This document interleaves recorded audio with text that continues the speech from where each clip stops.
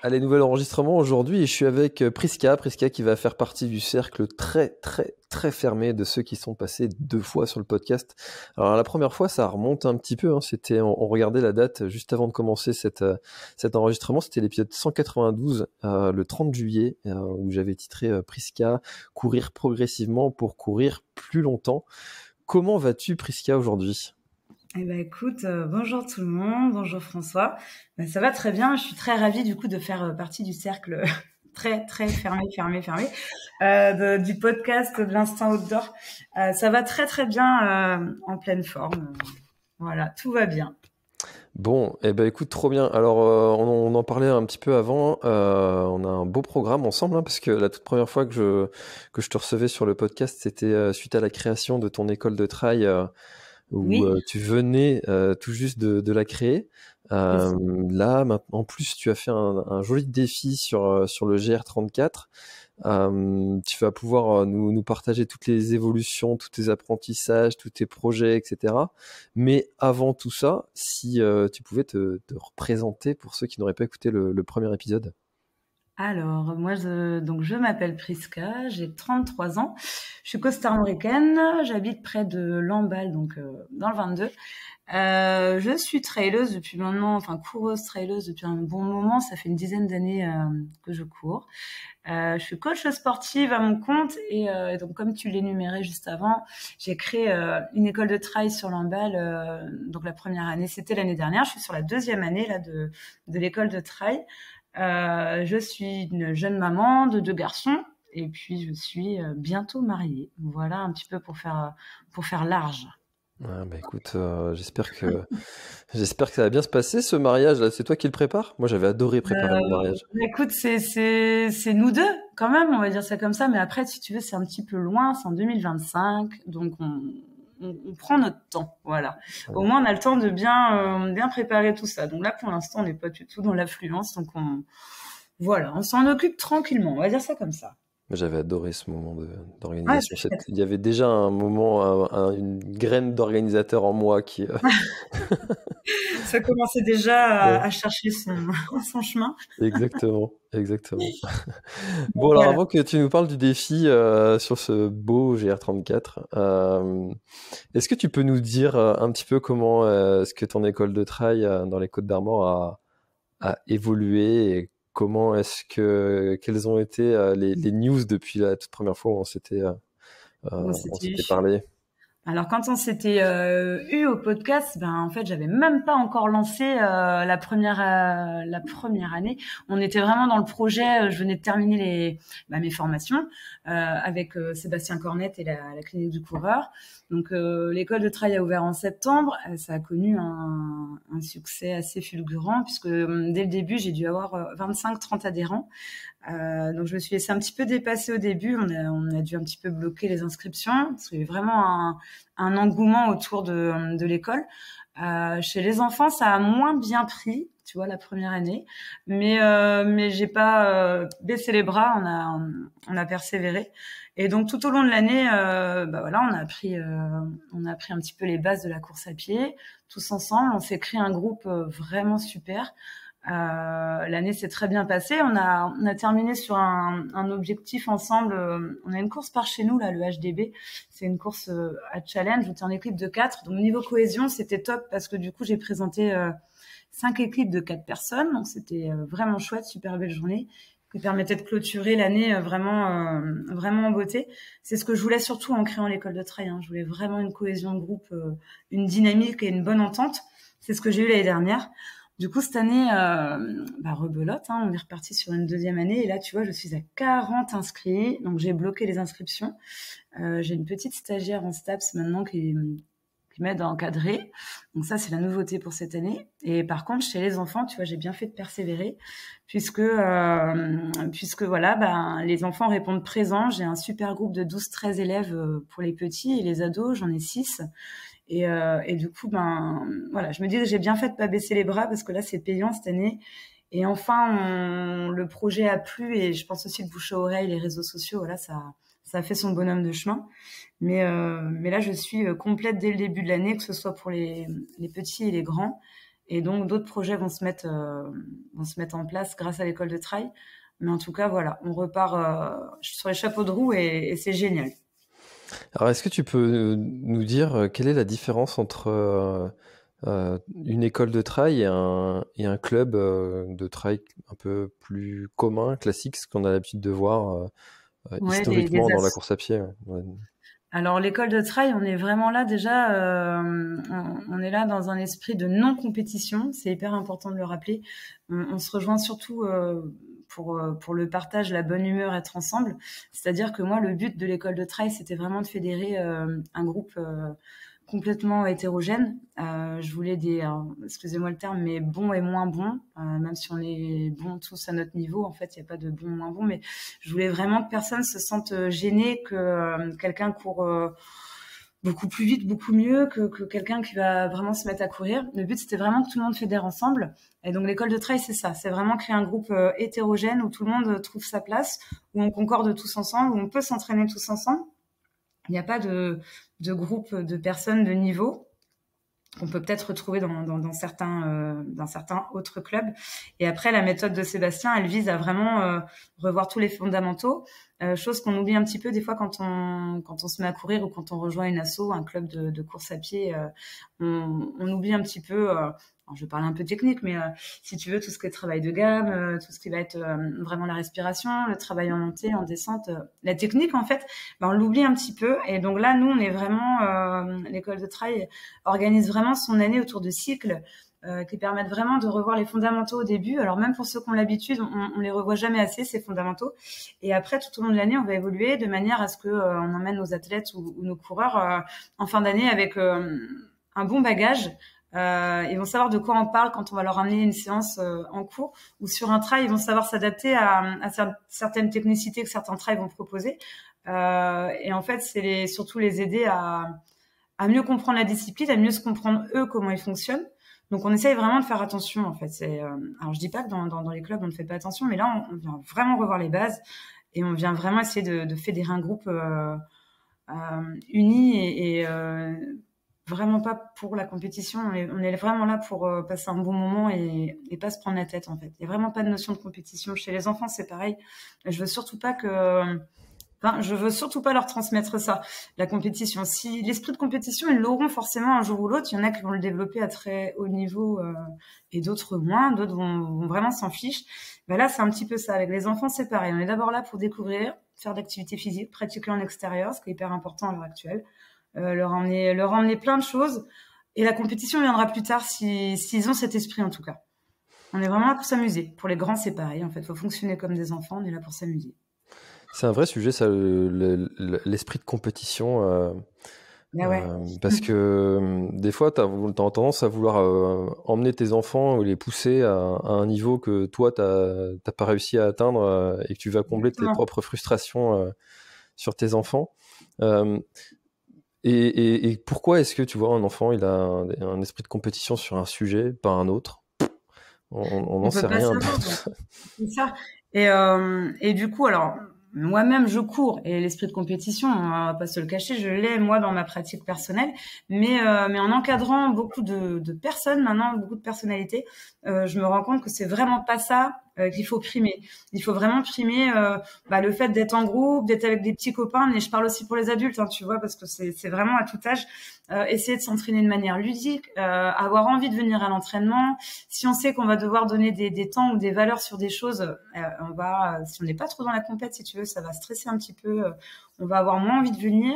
Moi, le but, c'est vraiment d'avoir un groupe uni, de s'amuser dehors, de repartir de là en s'étant défoulé, en se disant c'était une bonne séance ce soir.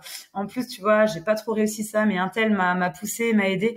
Enfin, je recherche vraiment une cohésion de groupe. Et l'école de trail, franchement, pour le coup, propose tout ça avec des choses très ludiques parce que les séances ne se ressemblent pas du tout d'une semaine à l'autre. On travaille vraiment plein de choses de manière différente, je pense. Après là, je fais un peu de pub en même temps, hein, mais sûr de moi aussi sur ce que je propose. Mais voilà, tu vois, l'année dernière, pas beaucoup d'enfants, et là cette année, ça explose. Enfin, la demande elle a explosé. Et je fais pas de forum d'association ni rien. Ça marche qu'avec du bouche à oreille ou une publication sur les réseaux.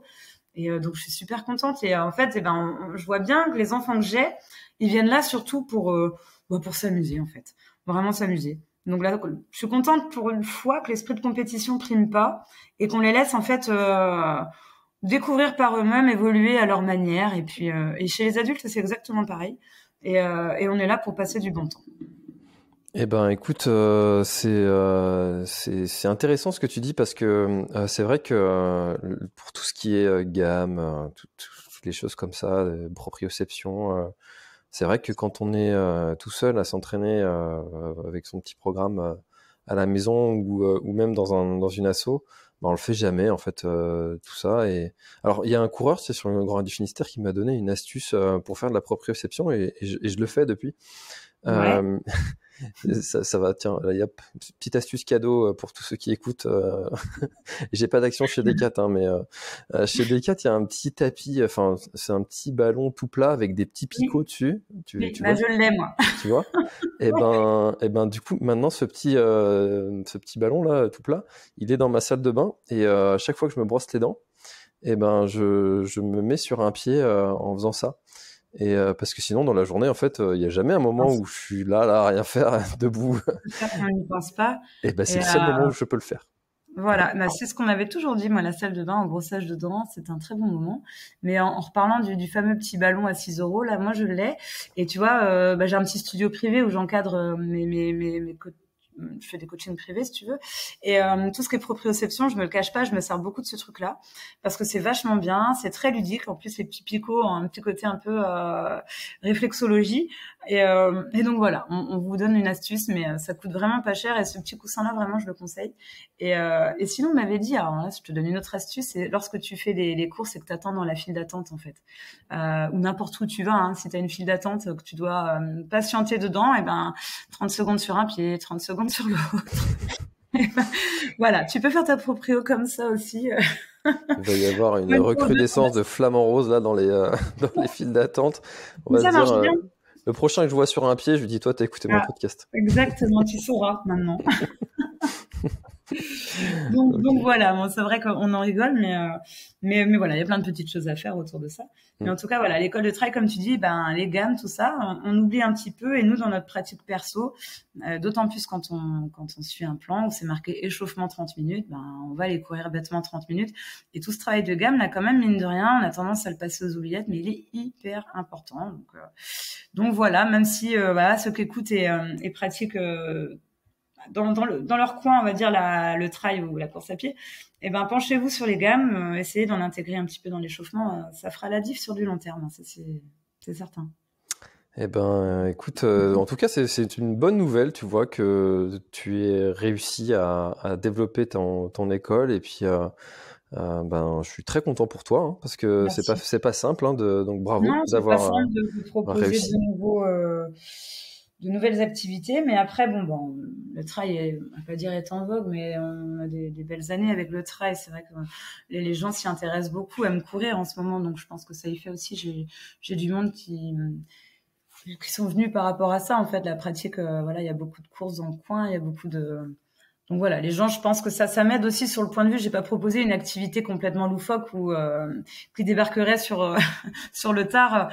Là, le trail maintenant, c'est quand même ancré depuis quelques années, et donc je pense que les gens s'y intéressent et se rendent peut-être compte que on n'a pas forcément obligé de courir 15 bornes, parce que la méthode de Sébastien que tu as reçue 2 fois aussi, faut le rappeler, c'est surtout moins courir pour mieux courir. Donc tout simplement, le but, c'est de pas borner 15-16 bornes lorsqu'on a une séance d'1h30. En fait, on fait beaucoup de renfort, on fait beaucoup de croisés, et je pense que pour un athlète qui veut garder sa forme sur du long terme, c'est un bon compromis, ce genre de séance où voilà, tu ne cours pas bêtement dans la nature pendant 1h30.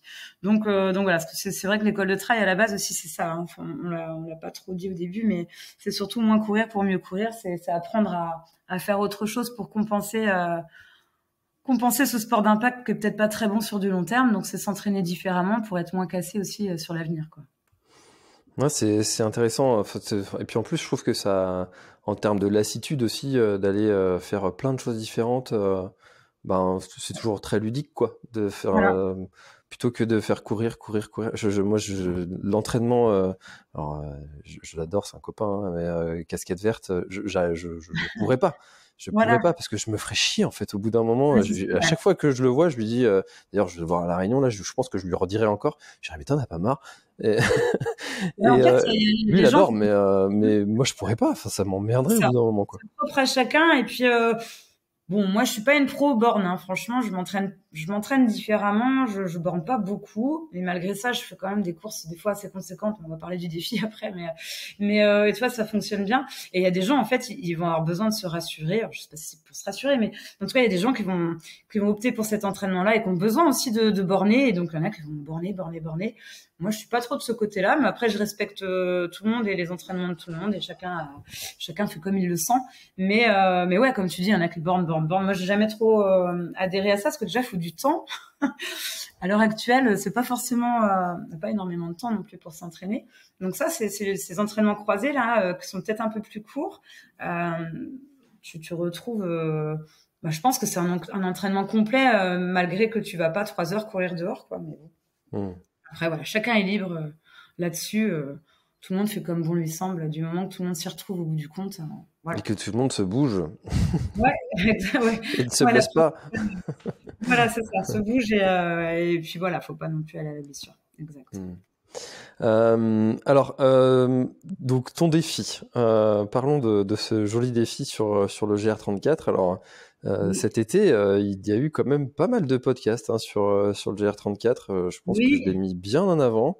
oui, cet été, Euh, on va en remettre un peu une couche ensemble. chauvin, mais chauvin. Écoute, il est beau, on n'y peut rien non plus, hein. On a de quoi faire par chez nous. Alors voilà. Alors Mais vas-y, raconte-nous un peu la genèse de ce défi et dis-nous comment ça t'est venu et puis en quoi il a consisté.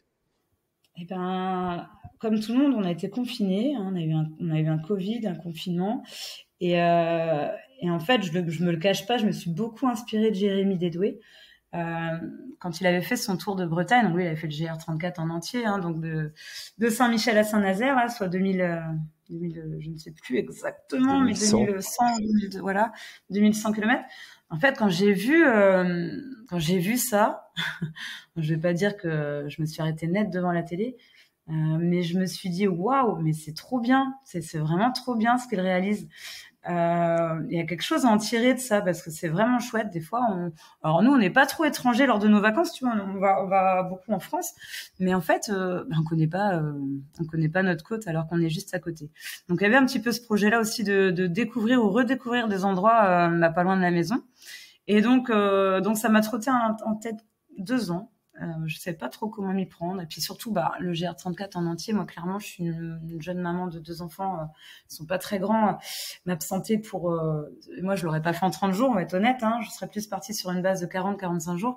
Partir un mois et demi de la maison, clairement, on va oublier l'idée. Pas tout de suite, en tout cas. Donc, je me suis dit, bon, alors dans l'idée, hein, on va pas pouvoir faire ça sur un mois et demi, donc il faudrait que je trouve autre chose. Et en fait, tout simplement, je me suis dit, je vais essayer de redécouvrir mon propre département. Voilà, moi, je suis du 22 dans les Côtes d'Armor.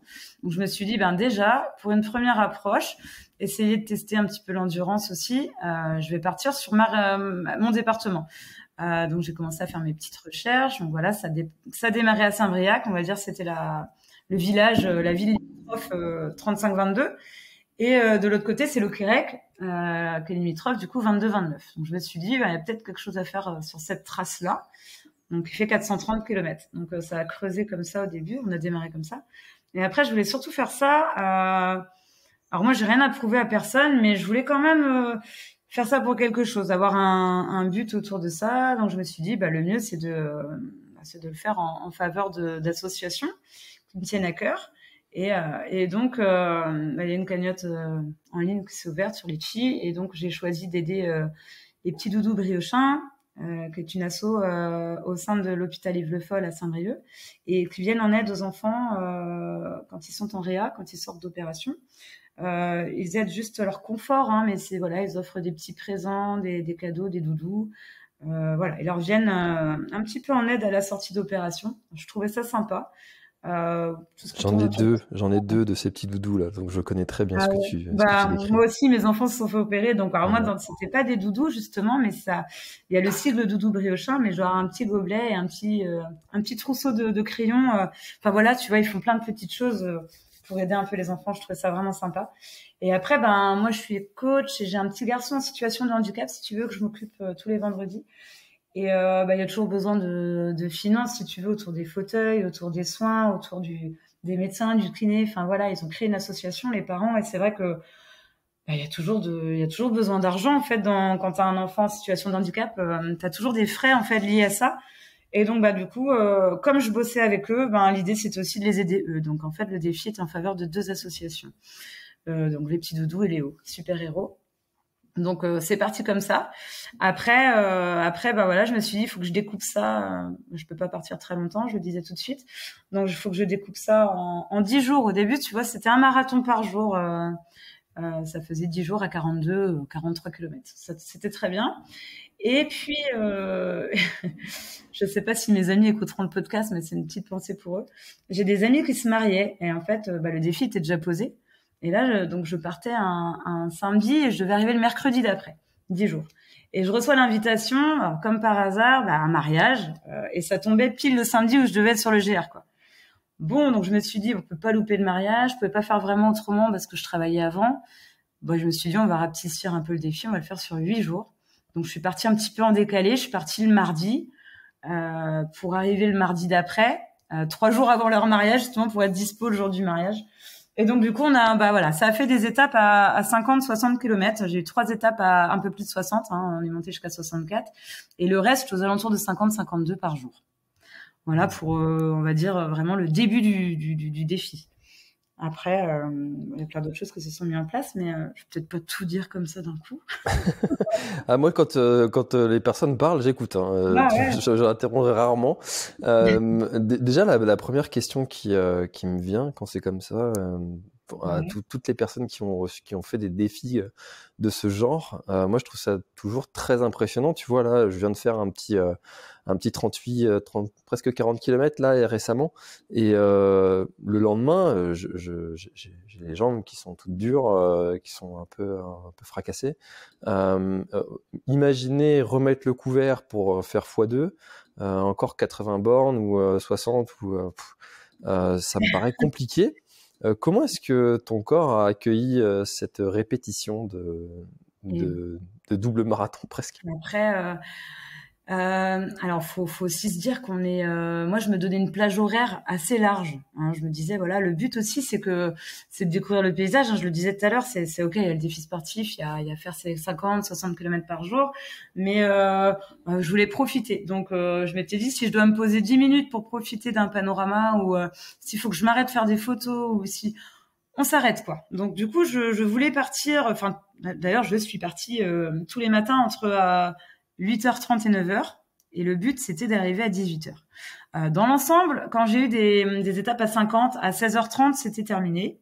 J'arrivais voilà sur les lieux, on va dire entre 16h30, 17h grand max. Et quand j'ai eu des étapes à 60, 64, là, on poussait d'une heure, quoi. Forcément, il y a 10 bornes de plus. Donc, on était plus aux alentours de 18h, 18h30. Donc, soit ça me laissait quand même une plage horaire assez large. Ça me laissait, on va dire, 10 heures pour faire 50, 60. On est sur de la rando trail. Je veux dire, je marche dans les côtes, je descends pas à pleine balle quand il y a une descente. Je marche quand je ressens le besoin. Le midi, je m'arrête un petit peu. Il y a eu beaucoup de monde à venir me voir aussi. Donc, voilà, les gens viennent, tu t'arrêtes, tu discutes, tu repars. Du coup, ça se passe bien, en fait. Le premier jour, je le passe avec Florent Beaufils, qui court quand même, lui, plutôt bien. Et on fait un démarrage, si tu veux, du défi. J'ai eu un peu peur même parce qu'on l'a fait quand même très vite. C'est-à-dire à 15h30, on avait terminé. Là, je me suis dit, si c'est comme ça tous les jours, ça va peut-être être compliqué. Mais au final, le lendemain, je me réveille, zéro courbature. Je pense qu'il y a un petit peu un côté psychologique dans tout ça. C'est que tu pars dans une aventure et puis moi, il est hors de question d'abandonner. Il faudrait vraiment que j'ai une grosse blessure où le mental là-dessus est assez prononcé. Donc, je démarre quelque chose, je le termine. Et en fait, instinctivement, tu remets les baskets le lendemain, puis tu te dis, oh, ça va peut-être être un peu dur de relancer. Et tu relances parce que t'as des gens... Alors, moi, dans mon cas, j'ai du monde tous les jours. Et des personnes différentes, de tous horizons différents, de niveaux différents, des coureurs du dimanche comme Flo qui est très très bon coureur, de tout horizon, donc c'était super. Et en fait, tous les jours, je redémarrais une nouvelle aventure en fait, parce que je me retrouvais avec un binôme, un trio nouveau tous les matins. Donc tu te racontes un peu l'histoire de la veille, et tu repars et finalement ces courbatures, tu les sens pas trop ou même pas du tout, on va dire, parce que j'ai vraiment pas eu de gêne là-dessus, que ce soit au premier jour comme au dernier jour. Et et pourtant, comme toi, je prépare des fois des courses avec des week-end chocs où je vais encore là, il y a la semaine dernière, j'ai fait 2 fois 30 bornes, 30 le samedi, 30 le dimanche, et je ressors du week-end explosé. Et là, naturellement, je sais pas, je pourrais même pas te l'expliquer. Et il y a pas de courbature. Ça s'enchaîne, c'est fluide en fait. Tu crois qu'il y a une espèce de conditionnement mental qui se fait peut-être inconsciemment en amont? Je suis persuadée. Je suis persuadée parce que moi, je voulais absolument le faire. Et comme j'avais engagé 2 associations, que j'ai demandé des financements auprès de quelques entreprises du coin en local pour m'aider, parce qu'il y avait un petit côté logistique autour de tout ça, parce que je rentrais pas de la semaine à la maison. On en parlera après si tu veux. Donc j'avais engagé des entreprises, j'avais engagé les assos, elles comptaient sur moi, même si elles m'avaient dit tu abandonnes, voilà. En fait, je pense qu'il y a un côté psycho qui se met en place. Un côté mental où faut pas perdre, faut pas abandonner, tu vois, faut garder la tête haute. Et donc du coup, je pense franchement, il y a un conditionnement mental. Parce que sur mon entraînement, j'ai pas modifié beaucoup de choses à part peut-être du renfort. J'ai fait un cycle de musculation lourde en plus, si tu veux, où là j'allais à la salle et vraiment je portais du lourd ou je soulevais du lourd pour vraiment renforcer au niveau articulaire. Donc j'ai pas eu de souci là-dessus. Mais en soi, j'ai pas couru plus, je me suis pas imposé un rythme plus effrayant que ce que je fais à l'heure actuelle. Donc je vois que la seule solution possible, la seule réponse à tout ça, je pense que c'est le conditionnement mental. Je vois pas sinon. Voilà, dans l'entraînement, j'ai pas changé grand-chose, donc je vois pas ce qui aurait pu me sauver plus que ça en fait. Donc je pense que c'est la tête. La tête y est pour beaucoup. Ça. Et justement, dans ce conditionnement mental, est-ce que à la fin du défi, t'as ressenti un espèce de relâchement et un coup de fatigue important et les courbatures qui sont arrivées justement à la fin? Ou pas, Non, même pas? rien du tout. Et c'est ça qui était le plus frustrant au final, parce que j'ai quand même hérité d'une blessure. Après, il fallait s'en douter. Je le savais en démarrant quelque chose comme ça que je serais pas sortie indemne. Hein. Donc j'ai eu une tendinite sur mon releveur à la jambe droite. J'ai commencé à la sentir au jour 3. Jour 4, commençait à être encore un peu plus dur. Jour 5, encore un peu plus dur. Jusqu'au jour 6. Et les 2 derniers jours, tu vois, je pense que c'est le fait qu'on termine l'aventure et là, la douleur s'estompe. C'est pour ça que je te dis vraiment le côté mental. Et c'est fou, en fait, ce que le corps est capable de déployer lorsque tu as de la douleur ou lorsqu'il faut finir un chantier, comme on dit. Du coup, j'ai eu quand même cette tendinite, donc elle m'embêtait, tu vois. Et puis donc je me suis quand même forcée après le défi à pas courir, parce qu'il y a un moment donné, il faut quand même que tu te reposes, il faut être raisonnable. Mon métier, c'est le sport. En plus, je suis dedans tous les jours, donc faut quand même faire attention. Donc pendant 10 jours, voilà, j'ai soigné la tendinite et puis j'ai pas couru. Après, je partais en vacances en Auvergne et je m'étais dit, on va prioriser la rando, le vélo, parce que j'ai quand même fait 430 en 8 jours, ça va peut-être être short au niveau des sensations, de la course à pied. Et en fait, j'ai fait que courir en Auvergne, en fait. J'ai fait que ça. Je me sentais bien, donc j'ai profité du coup et j'ai pas eu de fatigue après. J'ai pas eu de coup de moins bien ou autre. Là, je dirais que c'est un peu plus dur. Voilà, on en parlait juste avant. J'ai subi une petite intervention fin août et tout ça. Et là, je pense que c'est plutôt le retour de manivelle. Là, je suis un peu plus fatiguée ce mois-ci. En tout cas, juste après le défi, il n'y a rien eu du tout. Ah, c'est vraiment dingue ce corps qui déploie, comme tu dis, des ressources. Ouais. On va les chercher loin des fois, je pense, sans s'en rendre compte, parce que il n'y avait pas de pression le lendemain quand je repartais. Mais le corps machinalement repart, quoi. Et ouais, c'est inexpliqué. Qu'est-ce que tu attendais de ce défi? Tu disais que tu n'avais rien à prouver. Mais qu'est-ce que toi, personnellement, tu en attendais et est-ce que tu as eu ce que tu étais parti chercher? Alors moi, oui, t'es toujours à la conquête de quelque chose quand tu fais ça. Alors comme je dis, moi, j'avais rien à prouver, surtout aux autres en fait. Je faisais quelque chose pour moi, une aventure pour moi, pour les associations bien sûr aussi, mais en fait, moi, je voulais voir un petit peu comment mon corps réagissait. C'est ce que je venais rechercher surtout sur un effort maîtrisé, parce que tu le maîtrises quand même. Tu fais tant de bornes par jour, tu as une récupération derrière. Parce que j'enchaîne pas le 430. Je dors, j'ai un sommeil. Je voulais voir un petit peu l'enchaînement de toutes ces journées-là sur le corps. Comment, justement, on en parlait tout de suite. S'il y avait un effet courbature, s'il y avait un effet de fatigue, comment tu pouvais le lendemain repartir sur à 50, 60, 65 même à un moment donné. Je voulais voir un petit peu la tête, comment elle réagissait et comment ton corps. Moi, je fais la recherche toujours alors, je sais pas forcément la recherche de toujours pousser plus loin et voir jusqu'où on est capable d'aller, mais j'ai déjà fait 2-3 ultras. Je n'ai jamais fait 170, mais voilà, aux alentours de 100. Et là, je m'étais dit, c'est une autre forme d'endurance, c'est-à-dire que là, on enchaîne tous les jours. Voilà, je te disais, le soir, on a le sommeil, là, le repas, il y a tout ça à gérer sur 8 jours. Et c'est voir un petit peu comment ton corps s'adapte à tout ça. Je voulais vraiment en tirer parti, voir un peu. J'avais jamais fait d'aventure comme ça, en fait, d'aventure humaine dans ce genre-là. Donc, je voulais vraiment voir comment mon corps réagissait, ni plus ni moins. Ouais, c'est vrai qu'au-delà d'un ultra, là, on est sur une épreuve longue et on est plus proche de l'aventure que Ouais. de l'ultra trail. Et d'ailleurs, comment ça s'est passé du coup tout ce côté, toute cette logistique, parce que ça doit être un sacré.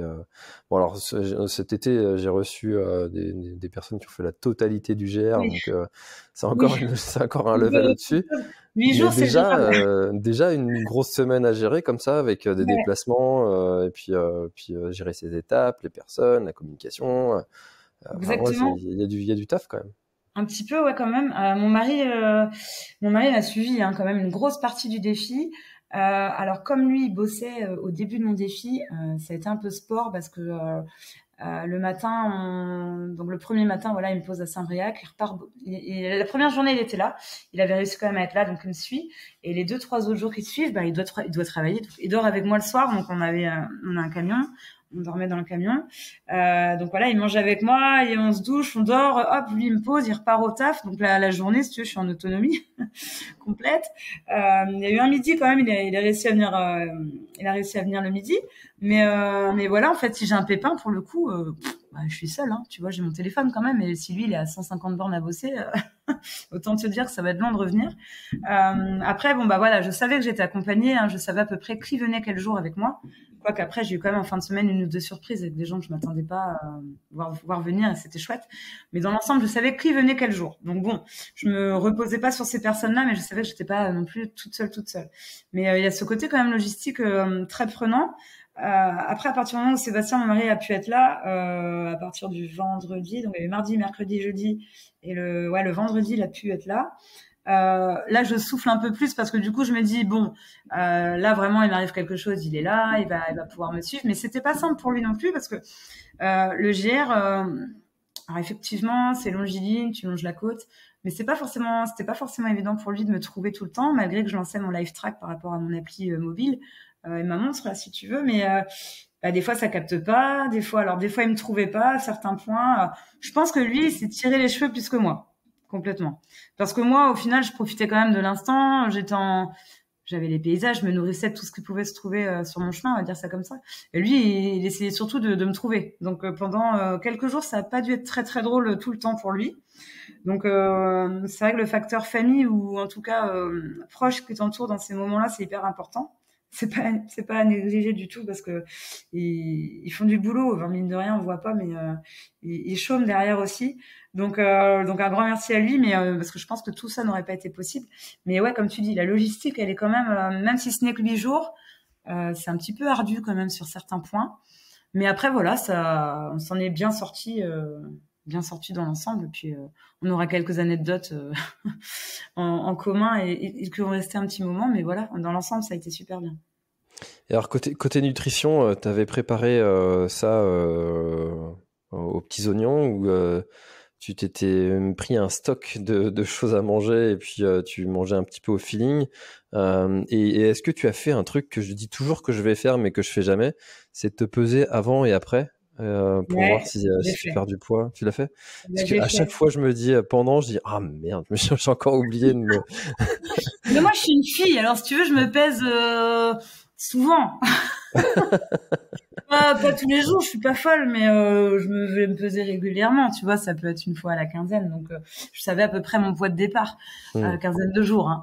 Pas quinzaine d'heures, quinzaine de jours. Donc, je savais mon poids de départ. Mais donc en fait, non, je voulais vivre. Alors, autant il y avait cette notion un petit peu d'ultra et de, bah, quand même, d'étapes à faire tous les jours. Donc, je savais ce que j'emmenais avec moi, je savais ce qu'il me fallait. Mais autant sur les repas. Alors, je savais qu'il fallait pas que je mange des bêtises, trop de bêtises, parce que le lendemain, il faut se relever, et puis voilà, il faut quand même que tu manges en conséquence des choses saines, mais no stress. Vraiment, je partais pour une aventure humaine. J'ai fait quelques courses avant, parce que voilà, on sait pas trop avec Sébastien si on avait un magasin proche de là où on dormait, parce que clairement, le soir, moi, mes étapes, je les avais établies avant, on démarre de là, on arrive là, mais si tu veux, là où on arrive, je sais pas où je dors, hein. Clairement, moi, je ne me suis pas du tout penchée sur tel endroit où j'ai laissé venir. Donc, je savais pas s'il y avait des magasins, je savais pas des boulangeries. J'ai pas cherché parce que je trouvais que c'était beaucoup de boulot sinon.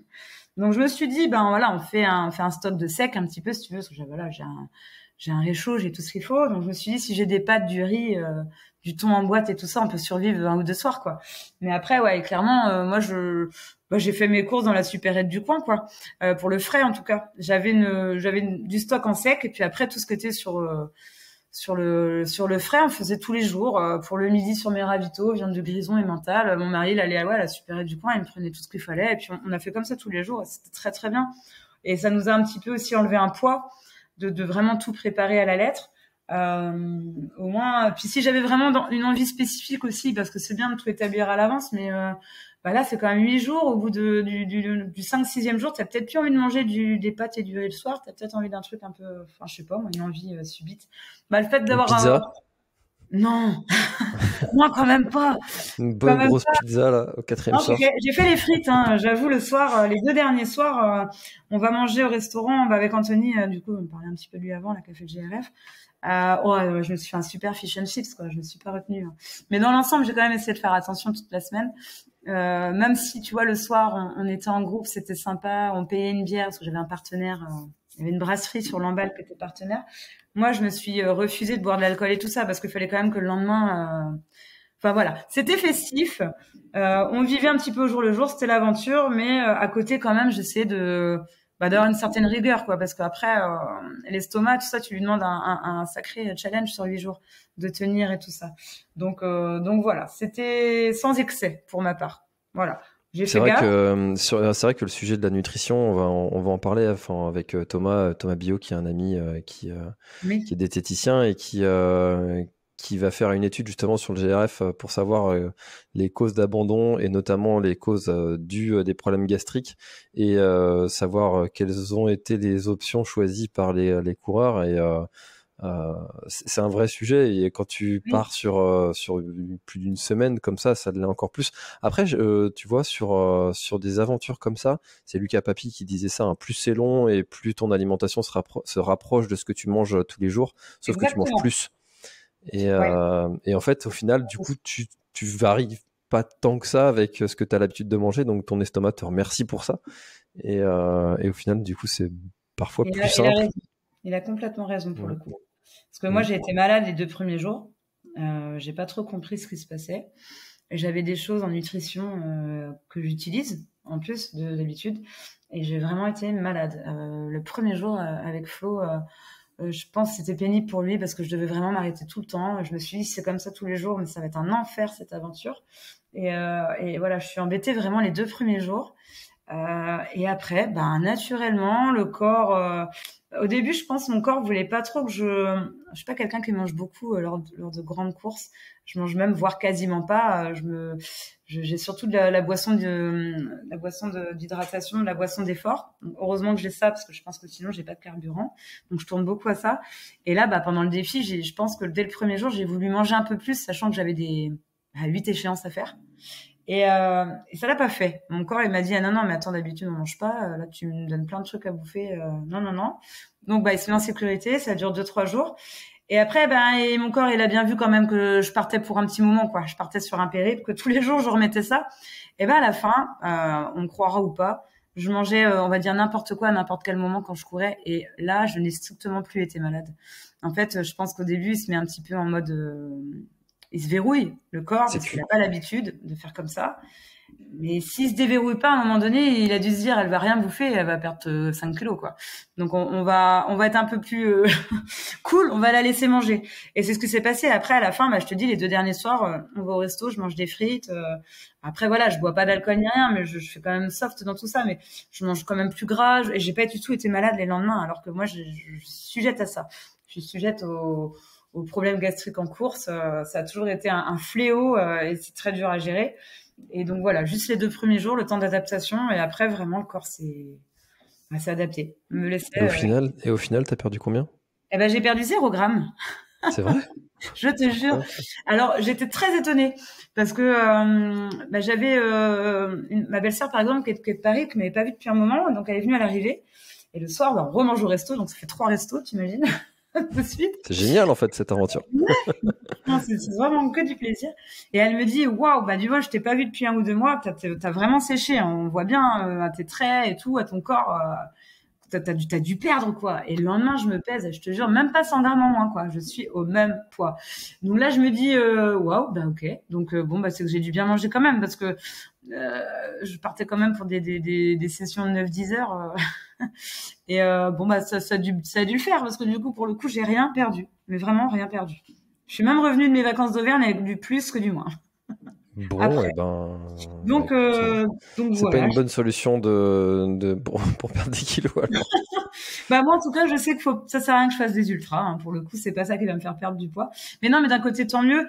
Alors j'étais étonnée au début, alors non pas que je cherchais à perdre du poids parce que je cherche pas à en perdre, mais sur le coup, je me suis dit étonnant. Je pensais quand même avoir au moins 1 ou 2 en moins sur la balance et rien. Donc je me dis bon, puis après je me suis mise un petit peu à réfléchir et je pense qu'en fait j'ai une masse musculaire, un poids de forme.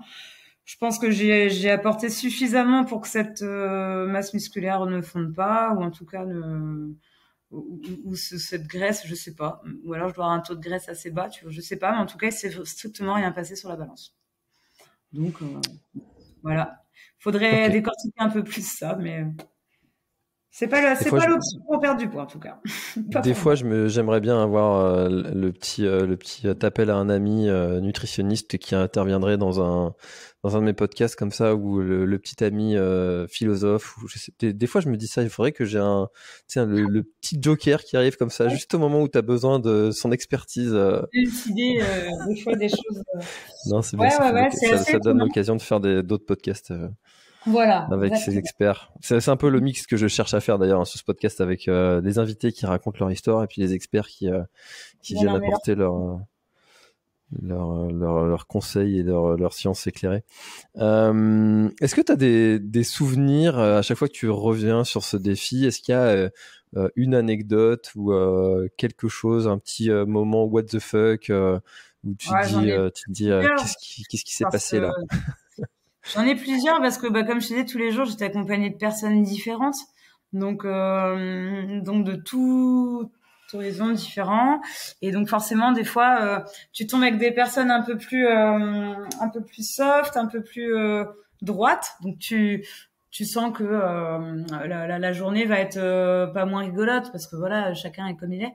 Mais t'avais des journées, j'ai eu quelques journées vraiment très très drôles, notamment avec. Alors là, on est lors du 3e jour. Je suis avec un certain 4e jour, pardon. Je fais Bini de Paimpol. Non, 3e jour, je dis des bêtises. 3e jour, je fais Pléneuf-Valandré-Bini. Voilà, donc grosse étape, 3e jour, 60 km. C'est là où mes petits bobos en plus commencent à se réveiller. Et j'ai un copain, Michael, là. Lui, il fait que du court, tu vois, il fait que des 8-10 bornes, 15 peut-être en max, quoi. Et il me dit, je vais t'accompagner, mais au dernier moment, hein, il m'appelle une semaine avant le départ du défi. Ok, d'accord. Je vais t'accompagner. Je lui dis, sur combien de kilomètres? Ah non, sur tout. D'accord, sur 60 bornes, pas de problème. Il se démonte pas, hein, il vient, il fait les 60. Et en fait, lui, contrairement à moi, c'est quelqu'un qui mange beaucoup, beaucoup, beaucoup. Et en fait, à un moment sur le GR, je me retourne et il était en train de manger un burger. Il s'était fait des burgers dans son sac et vraiment, il mangeait un burger. Et Froid Stupéfaction. comme ça? Ouais, Ah froid. ouais. Elle fait son burger, je te jure, elle le mange. Et là, il y a eu quand même un moment de flottement où moi, je pouvais rien bouffer. Et lui, il se tape un burger sur le GR, sur une sortie de 60 bornes. Le gars, il a jamais fait ça de sa vie en plus. Alors là, bref, ça a été un gros moment de fou rire. Ouais, j'ai plusieurs moments comme ça où ça va rester parce que c'était quand même assez drôle. Le jour 4, je fais bini de Paimpol, je me retrouve avec Johan, qui est un adhérent de l'école de trail aussi. Jamais fait de très grosses sorties. Il me dit, je vais faire les 50 kilomètres avec toi. Et tu sais, on est tous un petit peu, quand tu fais une sortie et que t'as pas ton compte, tu te dis, aujourd'hui, je vais faire 10 bornes et t'as 9,8 et tu tournes comme un con dans ton lotissement pour faire 10. Et bah, lui, bon, on est arrivé quand même à 50 bornes. Bah, il a tourné dans Paimpol parce qu'il avait 48,5 voire 50. Tu vois, c'est des trucs comme ça. Mais tu dis, le gars, il a déjà fait 49 kilomètres quasiment. Et non, il veut 50. Donc, bah, il a fait 3 fois le tour du monument aux morts. Enfin, des trucs comme ça. C'est des anecdotes vraiment Je le rigolotes. veux dans mon équipe, lui. Hein. Ah, On se retrouve tous un peu là-dedans, mais j'ai eu beaucoup de petites anecdotes comme ça, assez rigolotes. Tous les jours, je pense que j'en ai eu. Et tant mieux, ça fait du bien. Ça fait du bien. Le jour 6, 7, je me retrouve avec un groupe dont Anthony, ils doivent être 8 ou 9 avec moi. Enfin, tu vois, vraiment un lundi, donc improbable. Le dimanche, on est que 3, le lundi, on est 9. Je sais pas pourquoi. Donc, on est une très, très grosse Ça, c'est tous ceux qui travaillent dans le commerce et qui bossent le samedi, qui ont leur lundi. Ouais, sûrement, ouais. Puis il y en a qui Dont avaient Anthony, d'ailleurs. Oui, oui, déjà. Ah oui, il a fait 2 jours avec moi. Il avait fait le dimanche plus le lundi. Et là, en fait, ben, c'est pareil. On a fait que rigoler. On a un ami qui s'appelle Stéphane dans le lot. Donc, forcément, pour ceux qui n'ont pas la référence, mais il y a une vidéo qui tourne beaucoup sur les réseaux, d'une Taïwanaise qui crie Stéphane. Bon, ça nous a suivis toute la journée. Enfin, on a eu des gros moments de fou rire, tout au long du défi, en fait. Tous les jours, je me suis retrouvée vraiment avec des personnes, complètement différentes les unes des autres, et c'est ça qui fait la force, hein, justement. Et je crois que juste pour ça, j'ai même pas de mots, tu vois, à mettre sur ça, mais ça a été une aventure humaine extraordinaire que je garderai en moi, je pense, très très très longtemps, parce que je pense que je suis pas prête de revivre tout ce condensé d'émotions là que j'ai eu en 8 jours et toute cette beauté de paysage, parce que c'est pareil, on a une côte splendide, et je suis pas prête de refaire quelque chose comme ça tout de suite. Donc ça, c'est un moment fort de mon année qui va rester très très longtemps en moi, en fait. J'ai même pas les mots vraiment je peux pas mettre de mots sur ce que j'ai vécu parce que y a pas de mots. Ça a été vraiment grandiose, extraordinaire. Il y a pas eu une fois où je me suis demandé ce que je foutais là. Tout avait du sens, en fait. Et toutes les journées se sont enchaînées de manière géniale les unes aux autres. À découvrir des paysages tous les jours complètement différents, à se nourrir des gens, des rires, de tout ce qui pouvait t'entourer, en fait. Et ça, à l'heure actuelle, franchement, ça fait un bien fou. Et juste pour ça, je pense que je vais garder ça très très très longtemps en moi. Vraiment. Et alors pourquoi tu dis que tu n'es pas prête de revivre ça si tu as tellement adoré ça? Parce que on en parlait avant, c'est quand même une sacrée logistique, c'est-à-dire que mes enfants, faut que je les mette à garder 9-10 jours. Il faut quand même que mon mari s'accorde au niveau. On est tous les deux à nos comptes, hein, donc c'est pas facile. C'est quand même une grosse logistique autour de ça. Même si j'espère bien revivre ce genre d'émotion, mais je pense pas qu'il va être dans les 2, 3, 4 ans à suivre, en fait.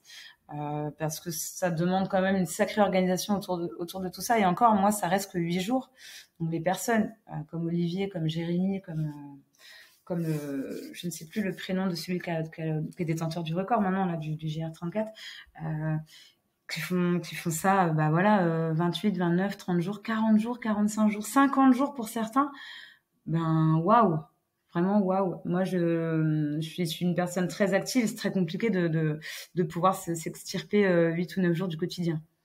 Donc c'est pour ça que je dis que ça va pas arriver tout de suite. Je revivrai d'autres émotions sur d'autres événements, sur d'autres courses, de manière différente, en tout cas. Mais sur un défi solidaire et sportif comme j'ai vécu là, je pense pas pouvoir le remettre en place tout de suite, en tout cas. Ouais, c'est vraiment impressionnant, hein. Nicolas Van Den Elsken qui a fait le GR de la totalité en 25 jours. Ouais, voilà, en plus je me trompe sur les jours. J'ai suivi aussi, c'est assez fou. C'est assez fou, ouais. c'est assez fou. 25 jours, enfin, ouais, 100 bornes par jour, enfin, un peu moins. Ah ouais, non, c'est Mais, fou. enfin, c'est assez dingue quand on voit, surtout, bon, toutes les portions ne sont pas ultra techniques, mais il y en a quand même beaucoup. Non, Et, non, c'est sûr, mais c'est pas 25 jours de rando, sur du plat. non, Donc, non, ouais, c'est ça clair. reste hyper impressionnant. Hyper Voilà, impressionnant. moi déjà du haut Ouais. de mes 8 jours, déjà je trouve ça, voilà. Alors ces personnes-là qui, et puis sans parler même de record, hein, Olivier qui l'a fait en 40, 40, 45, je crois. Euh, Enfin, c'est fou, quoi. Enfin, je veux dire, parce que c'est quand même des sorties à 40, 45 km aussi par jour. Voilà, moi je trouve 42. déjà que 42 jours, il fait. 42, voilà, je sais bien que c'est entre 40 et 45. Moi, 8 jours, je me trouve petite en fait à côté parce que. Mais après, voilà, c'est pas une question de qui fait le plus ou qui a fait. Voilà, moi, ça me convenait très bien comme genre de défi. Je trouvais ça déjà, voilà, à ma hauteur très très bien. Mais c'est vrai que déjà 8 jours, c'est pas simple forcément à mettre en place, on va dire. Alors sur des 25, 40 jours, enfin, ouais, moi, je chapeau parce que c'est vraiment, bah, c'est chapeau à eux parce que c'est vraiment pas être facile. Ouais, j'en ai déjà parlé sur le podcast. Moi, j'aimerais bien le faire, ça, la totalité du GR. Mais c'est vraiment ça qui me freine, quoi. Bah Enfin, ouais. moi, pareil, hein, tu vois, j'ai deux Quand enfants, les enfants sont petits, voilà. 6 ans, 2 ans. Enfin, ils ont encore besoin de moi, quoi. Et ne Bah, pas c'est être ça. là pendant plus d'un mois. Déjà, quand je pars à La Réunion, 10 jours, au bout du Ouais, c'est bien.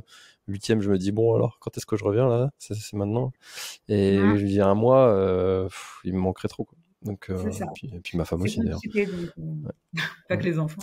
Non, bah oui, faut pas l'oublier, la pauvre, elle est quand même là aussi. Non, non, faut pas l'oublier.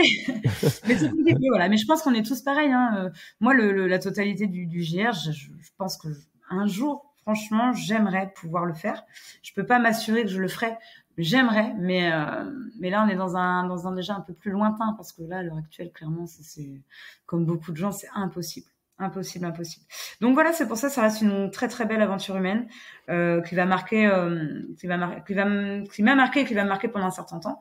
Et j'espère revivre ça, mais c'est vrai que voilà, dans un futur proche, je ne pense pas avoir ça tout de suite. Donc j'ai essayé de profiter vraiment de chaque instant, chaque moment, chaque paysage, parce que voilà, les Côtes d'Armor, c'est vraiment, on a vraiment des parties magnifiques que je n'avais pas découvert ou que j'ai redécouvert pour certains endroits.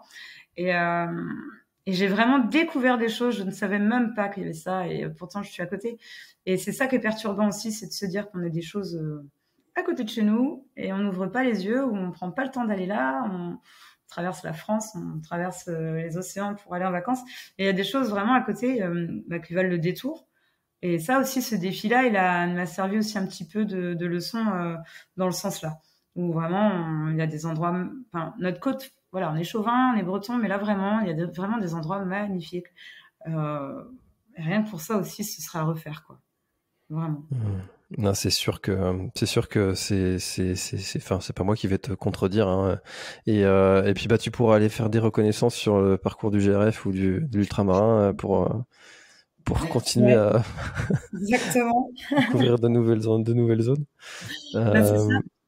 Euh, alors J'ai d'ailleurs, comment est-ce qu'on se relève ou reprépare d'autres projets après un gros projet comme ça? Est-ce que t'as pas eu un espèce de sentiment de vide, ah bah tu si. sais, ouais. Ah Le ouais. soir même, où je rentrais chez moi.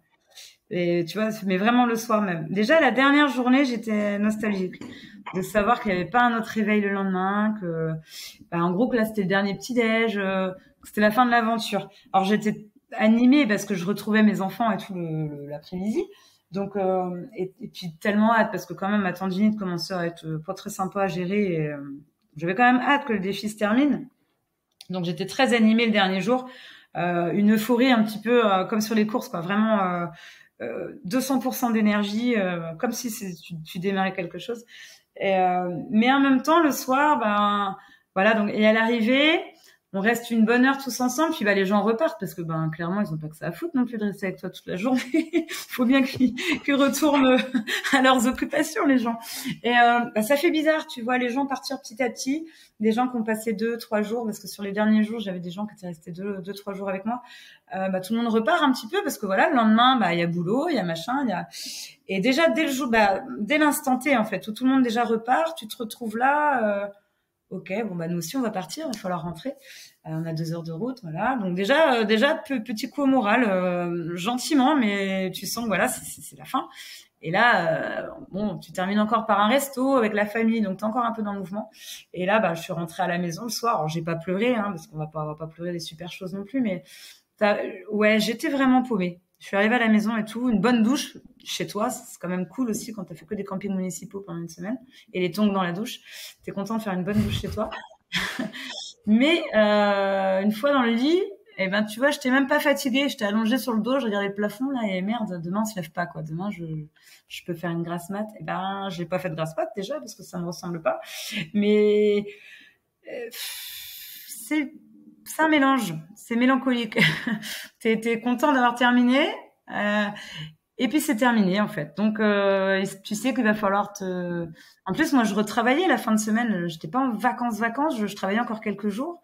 Et après, donc il y a eu ce fameux mariage. Donc bon, on retrouve beaucoup de monde et tout ça. Donc voilà, on le vit bien. Mais c'est vrai qu'il a fallu que je rebosse et tout. Du coup, 2 jours après, hop, boulot. Waouh, bah les gens, t'encadres les gens, ils sont même pas censés savoir. À la rigueur, il y en a qui t'ont fait ça.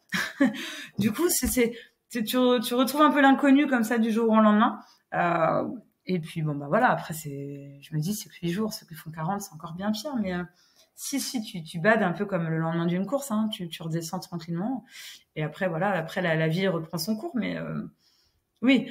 Quand tu passes 8 jours comme ça, 8, 12, 25, 40 jours un petit peu sur un nuage où moi j'étais vraiment coupée de tout, pas d'informations, il y avait juste Facebook le soir parce que je faisais un petit récap parce que j'avais du monde qui me suivait. Mais c'est tout. Après, j'avais que ça, si tu veux, en termes de lien avec la société, on va dire.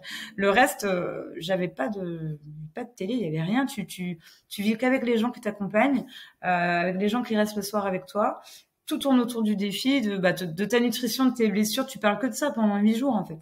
Et des paysages et tout ça. T'es vraiment dedans et t'as l'impression un petit peu que le monde a fait pause. Tu vois, il y a un bouton pause et tout un petit peu s'est arrêté autour de toi. Et de revenir, c'est pas forcément évident. Mais après, voilà, la Terre tourne. Ce que tu décris, c'est ce dont parlent énormément d'ultra-trailers qui disent avoir vécu une tranche de vie. C'est comme s'il y avait un avant, un après. Il s'est passé un truc pendant ce moment-là où tout a été en pause. Il n'existait plus rien autour. Et puis c'était une tranche de leur vie qui est une tranche de vie, quoi. Parce que c'est exactement ce que tu décris. Ouais. C'est ça, c'est exactement ça. C'est pour ça que je parle vraiment d'aventure humaine au-delà du côté sportif, parce que voilà, certes j'ai pas chômé, mais c'est vraiment toute l'aventure humaine qu'il y a eu autour, toute cette émulsion de personnes, de vie, c'est indescriptible. Ça te fait déplacer des montagnes. Enfin, c'est vraiment une énergie ultra positive et ouais, c'est pas évident de redescendre. Ça prend quelques jours, voire quelques semaines même pour vraiment réaliser aussi ce que tu viens de faire, parce que quand tu es dedans, tu te rends pas vraiment compte. Hein. Tu pars le matin, tu arrives le soir, et puis ça passe très très vite. Donc il faut un peu de temps pour assimiler, on va dire. Mais ça reste que du plus. Et puis ouais, c'était une super aventure, vraiment. Et alors la suite, quels sont les prochains défis, parce que j'imagine que tu vas pas t'arrêter là et que tu as d'autres projets pour 2024, peut-être même pour cette fin d'année, Cette fin d'année, ben tu vois, on en parlait tout à l'heure, fallait pas trop se lancer, donc la fin d'année sera assez calme. Je compte bien participer au Ménestrail, à mon contour. Pour ceux qui ne connaissent pas, c'est un petit peu la grande messe dans les Côtes d'Armor du trail breton. Donc voilà, je serai dessus. Je me suis lancé le grand défi cette année, de soit 90 km dans la journée. Bon, on verra, pas de pression là-dessus. Ce sera la dernière course de l'année, donc là c'est ultra plaisir, on va dire. On met le dossard vraiment pour clôturer l'année. Et l'année prochaine, ouais, j'ai quelques courses en vue. Rien de très très très sûr pour l'instant, mais j'aimerais bien passer le cap Moi en course, j'ai jamais passé 100 km, ce qui est déjà voilà, on va pas se le cacher, ce qui est déjà très bien. Mais j'aimerais bien passer le cap, donc pourquoi pas un ultramarin ou un GRF à réfléchir.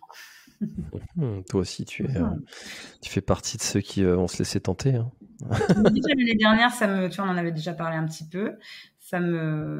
Parce que j'ai pas vu la côte finistérienne aussi, hein. Donc j'aimerais bien aller. C'est vrai que Vannes, j'ai déjà vu un petit peu avec 2 participations au raid, pas l'ultramarin, mais déjà j'en ai vu un petit peu. Et puis c'est vrai que le Finistère, pour l'instant, à part le bout du monde où j'avais participé l'année dernière, j'ai pas fait trop encore le Finistère, donc du coup, ça me tente aussi. Donc je sais pas, faut que je réfléchisse, mais en tout cas il y aura un ultra, ça c'est sûr, il y aura un ultra maintenant reste à définir, mais il me reste encore un petit peu de temps pour réfléchir. Évidemment. Est-ce que tu aurais, alors d'habitude, je pose la question de savoir est-ce que tu aurais quelque chose à ajouter pour clôturer l'échange, mais est-ce que là aujourd'hui, tu aurais un conseil à tous ceux qui aimeraient se lancer dans ce type d'aventure, mais qui hésiteraient, n'oseraient pas, auraient des freins? Est-ce que tu aurais un conseil à leur donner pour peut-être déclencher la flamme? Eh ben, ça me rappelle un peu l'ancien podcast où on avait dit qu'entreprendre, c'était un peu la vie, tu vois, il fallait entreprendre. Donc, je reste persuadée encore de ça. Donc, mon conseil, c'est si les gens souhaitent réaliser des choses, il faut le faire avant que ce soit trop tard.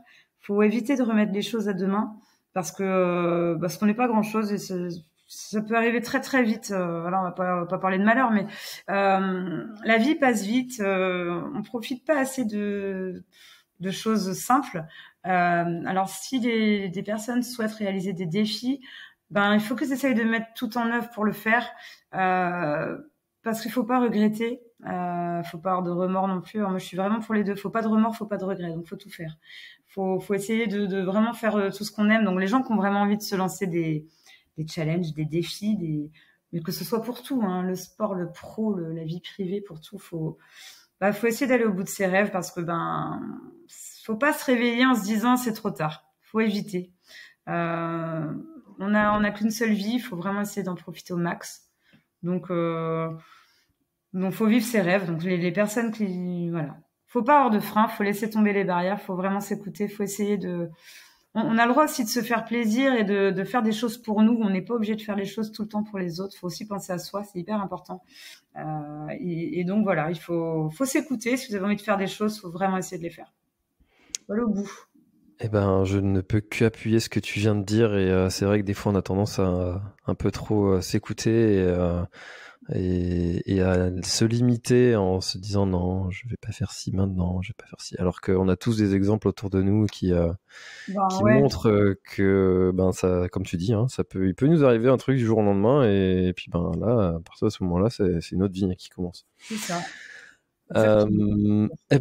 Prisca, est-ce que il y a quelque chose que tu aurais aimé ajouter à notre échange qui était déjà hyper riche, hyper intéressant encore une fois, hein, comme le précédent. Est-ce qu'il y a quelque chose que tu aurais aimé ajouter? Non, je pense qu'on a fait le tour. La petite chose que j'aurais ajoutée, on vient juste de le dire, c'est de vraiment vivre sa vie à fond, profiter de chaque instant et de faire tout ce qu'on a envie de faire. Faut foncer. Ce sera surtout ça. Dernière petite chose à ajouter. Faire vraiment ce qu'on aime. Eh ben, merci beaucoup, Prisca. Et puis, peut-être à bientôt. Enfin, l'année prochaine, c'est sûr qu'on se verra, que ce soit à Vannes ou à Telgruc dans le Finistère. Et puis, peut-être aux deux, hein, c'est pas. Et peut-être aux deux. Peut-être à Madère aussi. Peut-être, écoute. Mais là, c'est moi qui vais devoir. Ouais, c'est dans ton planning à toi, là, pour le coup. Ouais, c'est pas prévu. Mais ouais, on se reverra l'année prochaine sans problème. Le rendez-vous est pris et puis sans souci. Trop bien. Eh ben, bonne journée et puis à bientôt et merci encore de ta participation et chers auditeurs, n'hésitez pas à aller checker tout ce que fait Prisca. Je mettrai les liens dans la description, encore une fois, dans la description du podcast. Merci Prisca et à bientôt. Merci à toi, salut.